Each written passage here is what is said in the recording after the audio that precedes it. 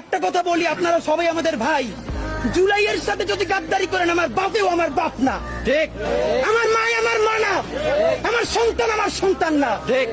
আমরা শহীদ পরিবারের সাথে ওয়াদা করেছি, কমপক্ষে 20 জন মা আমাদের মাথায় হাত রেখেছে। শহীদ আবু সাইদের মা রেখেছে, শহীদ আব্দুল্লাহ বিন জাহিদের মা আমাদের মাথায় হাত রেখেছে।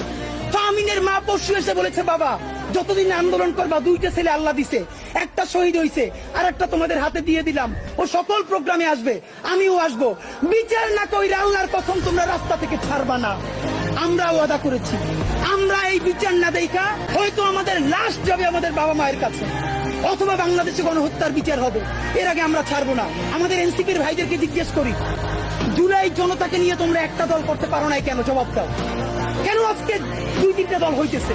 তোমরা একটা করছো, শুক্রবার আর একটা হবে, পরশু আর একটা হবে। কেন তোমরা কেন একা একা মাস্টার মাইন্ড হইতে গেলে আমারে বলো। ঠিক। তোমরা কেন বললো না এই আন্দোলনের মাস্টার মাইন্ড 18 কোটি জনগণ? ঠিক।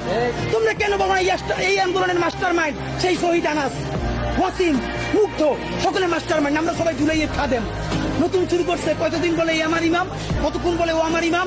আমরা জানাই নেই এই জুলাইয়ে বাংলাদেশে কোনো ইমাম নাই।